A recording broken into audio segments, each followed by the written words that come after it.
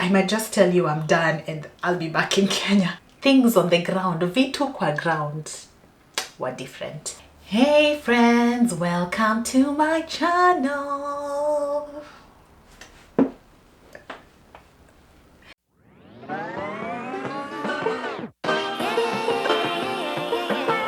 If you're new here, thank you for being here. My name is Lisa. I do content on practically everything and anything about life abroad, moving abroad. Sometimes I feature my life, my stories, and yeah, pretty much everything. If you're an OG, thank you for coming back and keeping me company. How have you been? How has everything been for you? I am doing great. I am staying positive. I am writing my thesis positively and making sure that I remain positive. But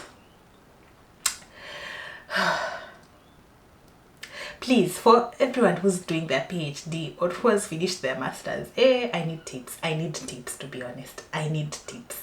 I need tips on surviving. I need tips on research, because last semester I wrote my literature review methodology and I thought I had everything like set. As I'm doing my data analysis and data collection, I'm just like, I might have to change my research questions. I might have to like, nobody told me it was going to be this hard. Nobody told me. And speaking of things nobody told me about, when I was planning to move abroad, I actually did like a research, an online research, trying to find data, trying to find info on moving abroad, people who had moved abroad, their experience, and I didn't find much of that. What I saw a lot of was like people vlogging, and that is actually why I started this channel, to be informative, to give you as much information as possible, because we are not about gatekeeping, baby. We are not gatekeeping anything. And from the title, obviously you know what this video is going to be about. And yeah, I hope you enjoy. I hope you get some tips. I hope you get the info you're looking for if you're moving, or you've just moved and you're trying to settle, or you're probably moving tomorrow. Whenever you see this, I hope you get the info you need. So I moved here, and I remember when I was looking for info, I was like, what do I do? What do I do? I know I need a job. I know I need to eventually move houses, because I had the plan of obviously living with friends of my family. So that was set. But then I didn't know what job I was going to get. I hoped I would get a job similar to what I had been doing back in Kenya. My background is actually communication and digital marketing. So I thought I could get a job in that. But things on the ground, vitu kwa ground, were different. So anyway, thankfully the people I lived with when I first landed helped me set up a few things, and then when I moved to the city where I was to start my studies, the family I was living with was also very valuable. But then what if you don't know anyone? What if you don't even, you're not coming to live with someone? Like, how do you go about it? Like, what should you do? What do you do? One of the things I suggest you do is do your research, and do your research thoroughly. So many times I feel like we depend on our agents. Someone actually reached out to me and they were like, I was hoping to go to this uni, but then when I visited the agent, they said that I shouldn't go to this uni and think about going to this other uni. And I was like, have you done your own research? Because I feel like sometimes you may just be told about something based on what they probably are pros at. So for example, if they're applying to this university and many students get taken to that uni, then there are pros in that. So they may not really know how to go about application in a different uni, and probably that's what you want to do. So how about you start by doing your research? So for example, you want to go to University of Lisa that is based in Perth. What do you know about that uni? What do you know about that city? What do you know about the cost of living in that city? What do you know about the weather? What do you know about the demographic? Is it old people? Is it young people? Is it a vibrant place? Is it easy for you to get a job? Is it easy for you to socialize? What are the facilities around? Because when you just think about your uni, where are you going to get a job if there are no facilities? Where are you going to do your shopping if there's no shop around? What is required of you in terms of that city? Because, for example, I'm in Australia, but then each state has certain rules that may not apply to another state when you go there. So these are things you need to find out. Find out how is the transport system where you're going, because many people say obviously when you're living abroad you don't, like, you have to have a car, but then you're just arriving. You just arrived. I just arrived. Is the president coming? I just arrived. Is the president coming? I just arrived. Where are you going to get money for a car? So is the public transport system suitable for you, or will you have to incur costs in terms of Uber? Will you need to hire a car? What are the things you need?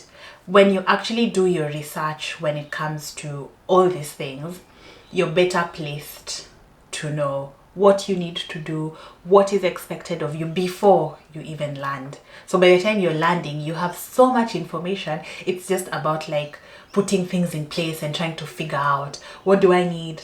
Do I need a car now? The public transport system is perfect. I can survive on that for a bit. What next? And yeah, that should be a good starting point. I have been watching like snippets of 90 Day Fiance. I don't know if you know that show. So I've been watching snippets on TikTok. Someone usually just posts. And there's this lady from Kenya who got married to someone from England. But the person doesn't live in London. They live in like a small town, I think, still within the UK.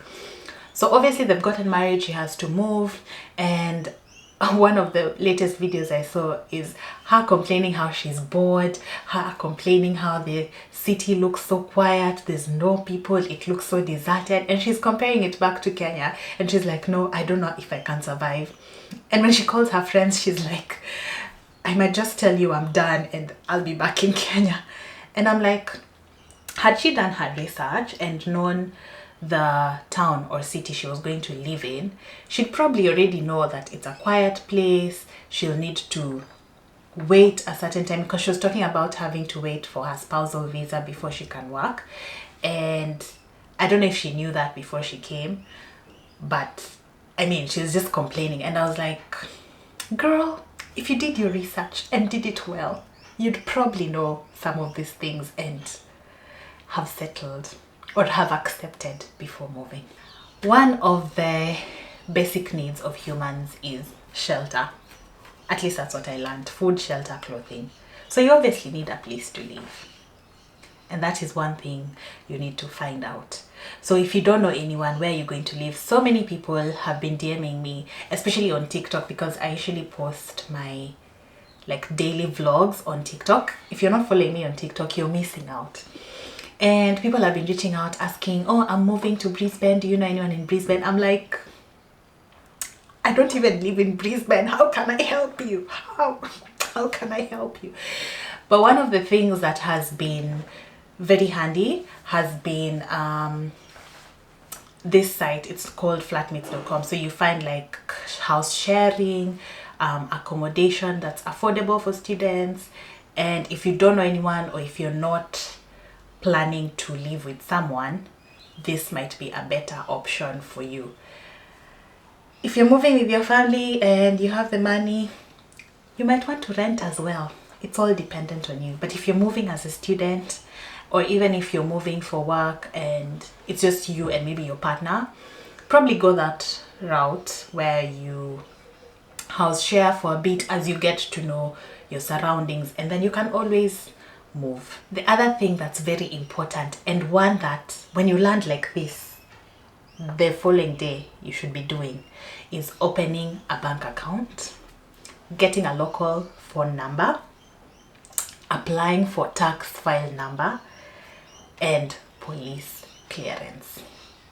Those 4 things, you need to do them as soon as you land. Like before you even settle and start applying for jobs, you need a tax file number. You need a phone number, because how are they going to contact you? They can't call your local home line. So you need that. You need a bank account, because when you get a job, how are they going to pay you? And you need police clearance, because many jobs actually require you to have police clearance. I think, is it 6 months? Especially if you've just moved, because obviously they don't know who you are. So it's very important that you get these things as soon as you land. Please, if you forget everything else, do not forget this. Just write them down. Bank account, phone number, tax file number, and police clearance. Your CV, the one you used back home, you can't use it here. You'll have to edit it. There's different styles and formats of updating CVs that may not be similar to how you used to write your resume or CV back home. So as soon as you have time, sit down, do your research. How are CVs done in the country you're going to? For example, if you're moving to Australia, how are CVs formatted?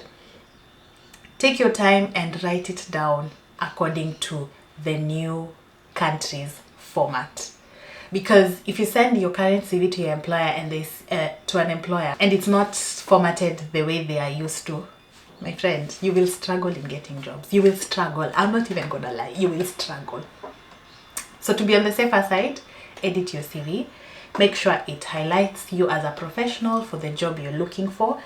Truth is, some jobs will need you to have certification. So for example, if you're applying for jobs in healthcare, aged care, disability, you will need some certifications, and these certifications you'll need to pay money to get them. So before you apply for jobs, look at what's needed. Jobs like retail, for example, just need you to be confident and know English, and you got the job. So look at the jobs, look at what is required. If you don't have money for certifications, maybe look at getting other jobs first before obviously moving into maybe healthcare jobs, which may or may not pay better or may be suitable for you depending on what you're after. Lastly, stay positive. Stay positive. Maintaining a positive mindset, trust me, is such a huge thing in making sure that you stay motivated in your job search, motivated in your schoolwork, motivated in your work, motivated in whatever brought you abroad. So in whatever you do, try as much as possible to stay motivated, because there's gonna be challenges, but what's going to make you go on and push on is how motivated you stay. I hope these tips help you. I hope you've gotten something for yourself. I hope you have gotten to write what I told you to write, because if you forget, don't say I didn't tell you. Don't say I didn't tell you. Mimi nimewawarn. And as you plan to move, I hope everything works for you and works for your success. For those who've moved abroad, what didn't you know? What have I forgotten? Put it in the comments. Let me know, and we can help each other. Until next time, bye.